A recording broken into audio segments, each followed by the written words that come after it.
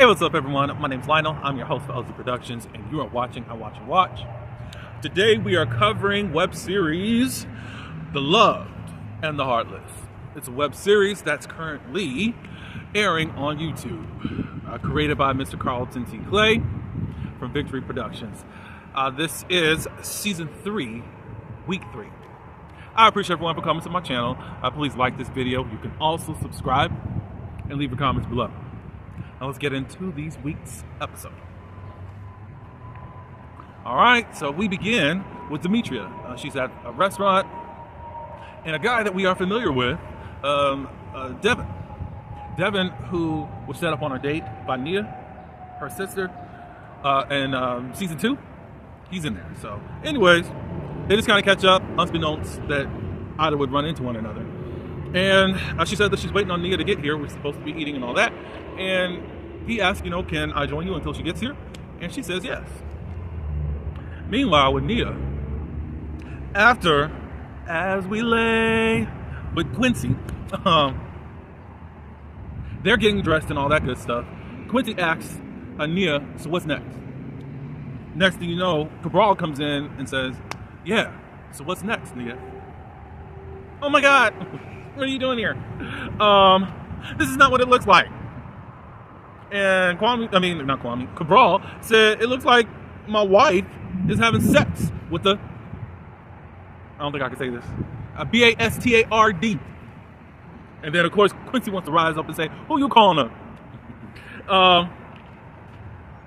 Then Cabral says to Nia, okay, you better pull a leash on your guard dog or I'll handle him. And Quincy said, well, I know you fantasize about handling me.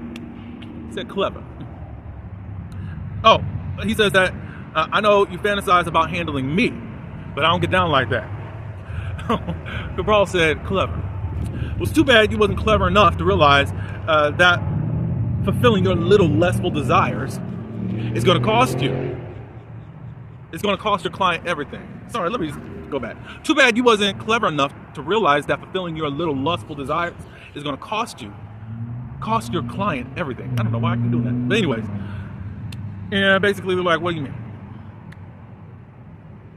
First, he shows a clip here. He's the one that was taping Nia and Quincy. Then it's like, oh my God, you were taping us? That's illegal. Okay. Nia says, well, so what? We both been screwing other people. And Cabral says the judge will care and will enforce the prenup. And then there's this what are you talking about? There's a hidden clause in the revised prenuptial agreement that you foolishly neglected to read before you signed it. Oh, God. It says that if there's any infidelity from either party, that I didn't write it down clear enough. But anyways, basically, if there's any infidelity, whatever this whole death agreement is about, it's null and void. Nia's realizing that she did not give Quincy the updated version that they do have of this prenuptial. And she didn't read it. Nia was under the impression that it was just the monetary value of the properties that they had. But foolish, foolish, foolish girl. You didn't read anything and you just signed it blindly. Cabral states that he's still madly in love with Nia and is willing to make all of this go away if she quits trying to divorce him.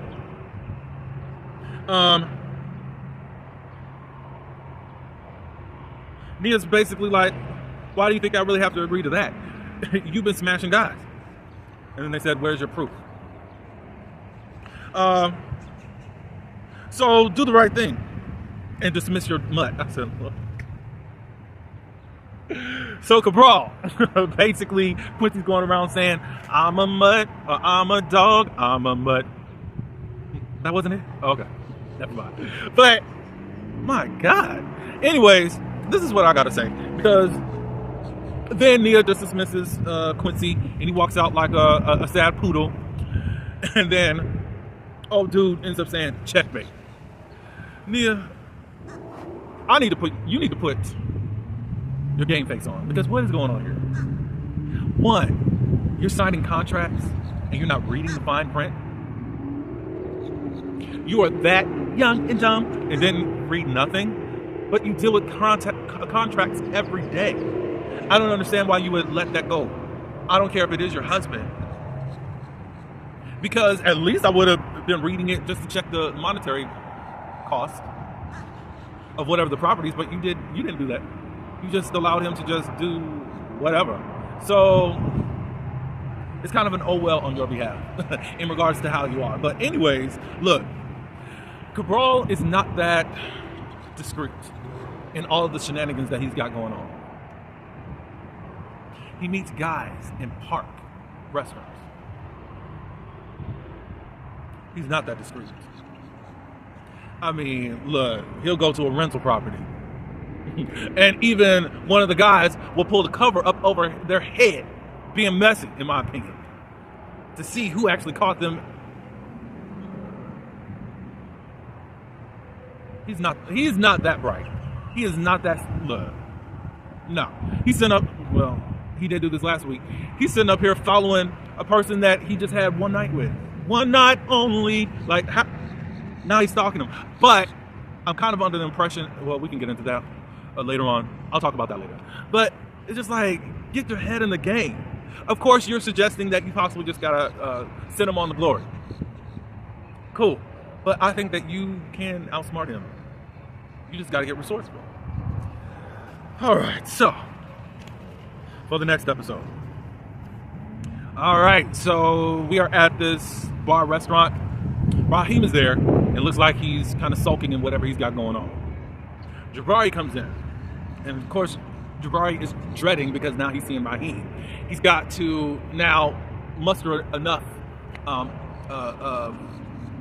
courtesy to say hi to Raheem. He does, but Raheem doesn't say anything back. And he says, "You can't speak?" And Raheem says that I'm ignoring you like you did my calls and texts. Raheem.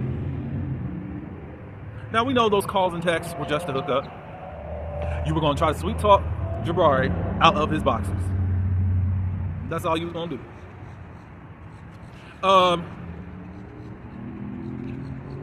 But anyways, Jabari doesn't really like that, and he says, whatever. I have a date to get to. I said,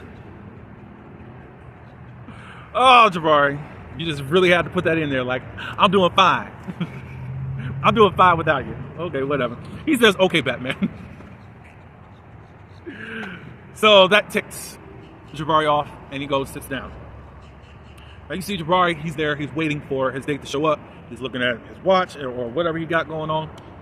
Then Quincy comes in and meets Raheem there. Quincy ends up talking about what happened between him and Nia. Raheem just says, I'm glad I don't have your problems. And Quincy was like, problems? What's wrong with falling in love? And then Raheem was like, what's right about it? Especially when it ends in heartbreak and pain. Quincy said that that's not always the case. So you have no desire to settle down with a special someone? He said, no.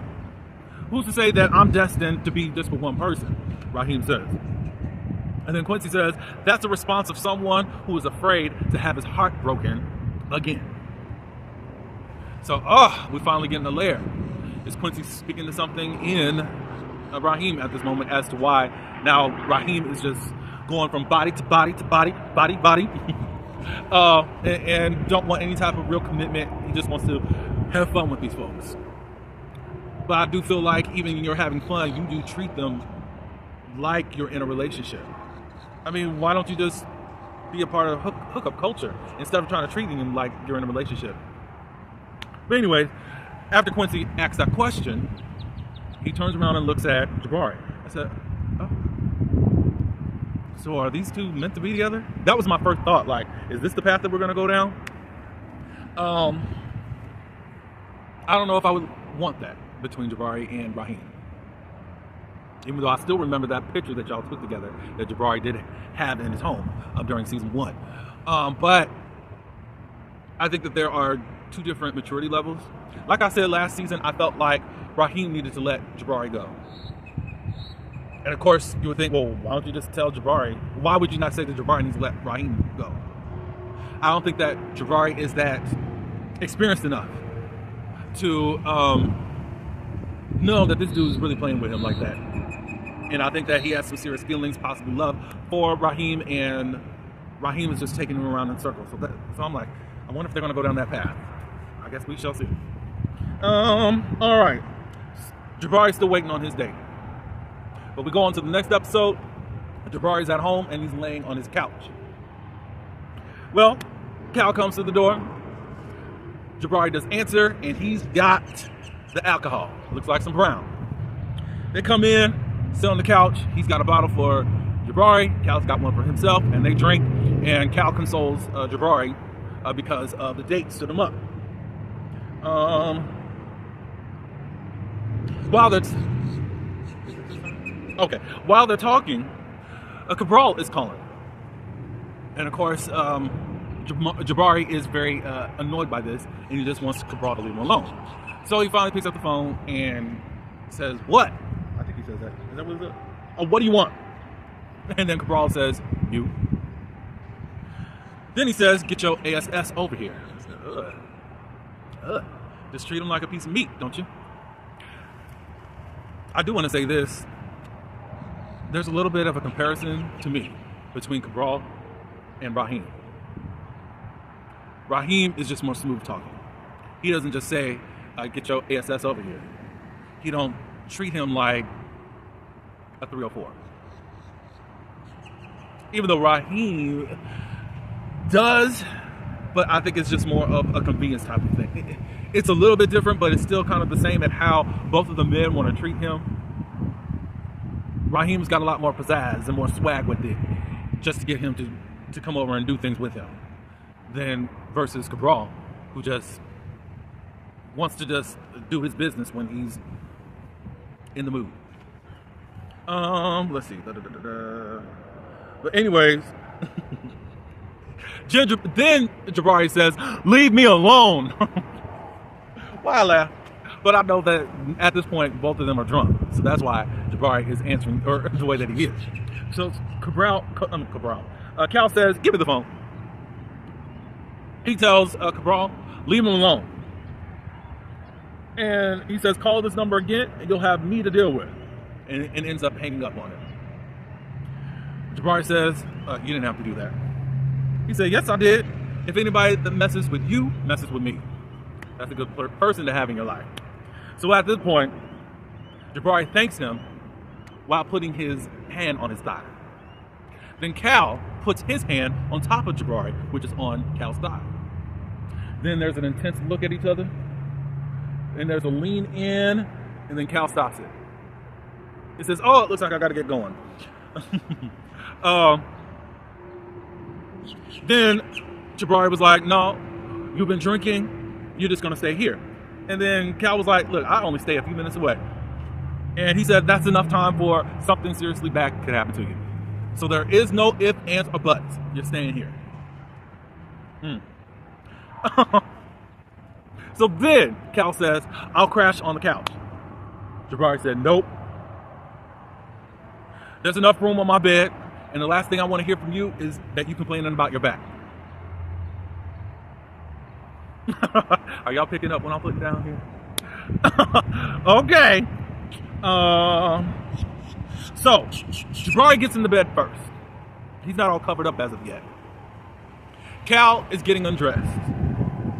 As he's getting undressed, he pulls down his pants, and then Jabari perks up to see Cal's package. Something it seems like he's been waiting his whole life. "I've been waiting all my life." No, but that's what it seemed like anyways. But he got to cop a look as to what Cal, I guess, is working with. And then Cal gets into the bed. Now, what I would have thought would have been spicier, but I know this is not Lover's Lane or bondage. However, what if Cal stripped all the way down? He's already drunk, so his inhibitions are out the window at this point, and he just does it. Not that he's consciously thinking about being naked with his bro. It's just like, hey, that could be a thing that he does at home. That would have been a little bit more spicier, but what happened next? What happens next is, okay. So at this point, Jabari has turned over and he tells Cal good night. And then Cal says good night. I think he said Cal.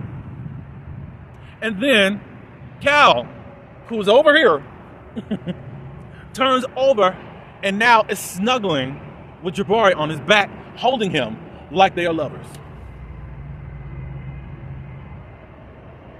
And Jabari is just there. Jabari, I think there was a little bit of testing the waters on your part. No, you did not get him liquored up. Your friend brought the liquor over. But there's so many type of things that kind of lead me to believe that let's test the waters and see what's really up. Because you didn't stop Cal after he put his arms all around you. It might have been one thing if that was happening during the middle of the night where he was asleep and just turned over. But this is at the initial time of him just getting into bed. I don't know. What do y'all think? Y'all let me know what y'all think. Was this a little bit of a setup, a scheme set up by Jabari to come to us with the mess? Y'all let me know. All right. We're on to the next episode. Ashley. I do roll my eyes when Ashley's on my screen. So, Kwame's phone rings. Ashley picks it up and says, "What you want?" And Carrie's like, "Well, Ashley, where's Kwame? Why you got his phone? Why are you answering his phone?" "Because I can." So, oh, one of them. And Carrie says, "I need to speak to Kwame." And Ashley said, "I already told you about reaching out to my man. And the only time that you're supposed to call him, unless it's about the floating fetus in your stomach." I said, Lord. I'm glad Carrie came back and said, "My blessed baby is the reason I'm calling." And she's like, no, we ain't doing all of that. I'm going to need you to call him at a decent hour. Just like you tried the stunt that you pulled the other day with them vitamins. And Carrie was like, "Put Kwame on the phone." Then she pretends to be an answering machine and just says, "Please leave a message," at the sound of the click. Hangs up. Kwame's already overhearing what she's saying. And he asks, "Ashley, what are you doing?" "Handling business. Making sure that woman doesn't use the baby to get you back."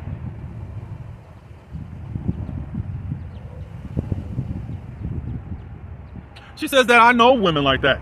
But she's crazy." "You look crazy."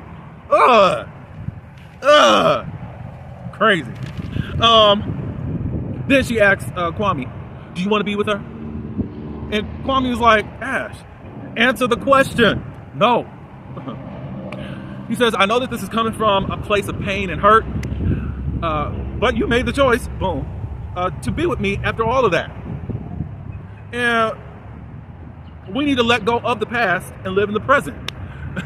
So basically, when you get one, focus on the present and not the past. I'm stupid. Y'all leave me alone. He said, "Focus. Let's stop living in the past and live in the present so that we can have a luxurious future. You're going to have to trust me if we're going to make this work." So then the phone rings again. Kwame looked. It's Carrie. "We good?" She's just looking like, He kisses her and he leaves the room so he can go talk to his baby mama. Or mother of child. Whatever you want to call her. "Ashley, I got to say, you got the prize. Why you look so stank all the time?" And I got more to say to you in the next episode. We're going to get there. So Kwame goes outside to his car. And a woman approaches and says, "Hi, Kwame." And then Kwame, "Tiffany." All right, so that's the end of the episode, and we're down to the final episode of this season 3. Kwame ends up saying, "Hello, Tiffany." Oh no! While Kwame's in the realization that Tiffany's there, Tiffany's about to approach Kwame, and then next thing you know, This prize receiver is out there. Hello, Tiffany. I said, wait a minute, didn't you just have a bonnet on? Unless it's the next day or something. I don't know exactly. But I was like, you really just having to watch your back. You really want to do that, Ashley? You really want to always have to watch over your back to make sure another woman doesn't try to take your man. Anyways, in the next scene, Nia's in the mirror and she's looked like she's desperate because now she's got to do something to get rid of Cabral so that her life could be free. And we're rehearsing stuff that she's been saying, like, nothing but death is going to get this prenup off of my shoulders. So then you can tell that she's really fired up and she's about to do something. What is that? We're going to find out in a few minutes.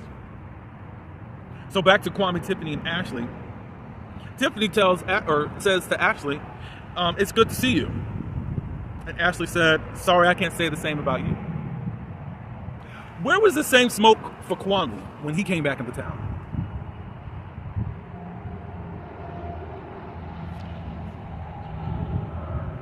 And Tiffany says that, I see you two are back together. Yes, as Ashley's saying, better and stronger. Oh, but you're crashing out every other day. Okay, stronger. Okay, better. And then Tiffany said, okay, that's great. We find out that Tiffany is one of the bridesmaids, with the S, that Kwame was sleeping with. And that's what broke up their wedding. Because I think that was the day that Ashley found out about Kwame cheating with her. I said, oh, okay. But still, you had no smoke for Kwame when he came back into town. But you got all the smoke for this girl. It takes two, baby. Anyways, Tiffany says, I'll always be sorry about that because because Ashley's throwing it back in her face like you're the one that messed up my wedding day. And she said, I'll always be sorry about that. And then Ashley was like, you're D-A-M-N right, you are. And Kwame was like, let's go. At that point, because, yeah. I don't like Ashley. But I'm sure y'all can tell that by now. Anyways, now it's the next morning. Jabari's up and he's getting dressed. Cal has now just woken up and he's asking Jabari, where you headed to? And Jabari says that I got to handle something real quick. So Jabari wants to ask Cal a question. Did you mean to roll over on my side last night?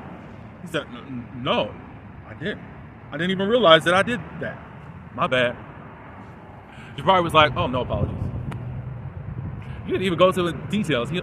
Apparently, he isn't aware that he held you. Lord, why is it in my head now? Luther Vandross, for only one night. Let me hold you now. Like, all the random stuff is coming in my head right now. But that's what Cal did. But Jabari said, no, you good. No need to apologize. He said to Cal, lock up when you leave. Now, well, we'll talk about that in just a second. The next scene, we are traveling to Queen City. I don't know where that is. There's a family that's eating breakfast, and we get to see the Clay nephews and niece. Shout out to them. All of a sudden, there's a knock at the door, or doorbell ringing, and the man, whom I'm assuming is the father, goes out to see what's up. He closes the door behind him, and we see Raheem. And he says, what are you doing here? And Raheem says, miss me? Raheem. Now that's messy. So obviously they had something going on. Either the dude was DL when they first got together, or I don't know. There's a lot of possibilities as to what was going on between this dude and Raheem. Now, is this the same dude that broke Raheem's heart? So I'm wondering how significant this guy is. But Raheem made sure that he traveled to this guy, and obviously he's in a different city than where he's from. So I don't know, but show up at the door. But since you showed up there, it's giving signs that there's DL and the dude was DL, possibly married with children, even when y'all were messing around. That's my guess. Don't really know. All right, so back at Kwame and Ashley's. Ashley is sitting there on the bed, and Kwame asks Ashley, "Are you all right?" Ashley said, "We trust in each other, right?" Then they start kissing. But the phone rings, and Ashley says, "Your phone ringing." And Kwame says, "Whoever it is, they can wait." And it looks like they're about to have sex. I feel like Kwame is doing all of this, as far as having sex and now neglecting all of that, to try to show Ashley that he's really there, but somewhat of a distraction of what they just encountered as far as the past. That's what I'm getting. Because it's like, okay, so now y'all want to have sex. You want to have sex right after seeing the person that you had sex with that broke up your relationship. I don't know. But anyways, who was on the phone? Guess who? Carrie. Carrie's on the ground. Obviously something's going on with the baby. That's what y'all get for trusting each other, I guess. I don't know. All right, so Tiffany, she goes by a woman's place, and it's her mom. Her mom is asking her, how does it feel to be back?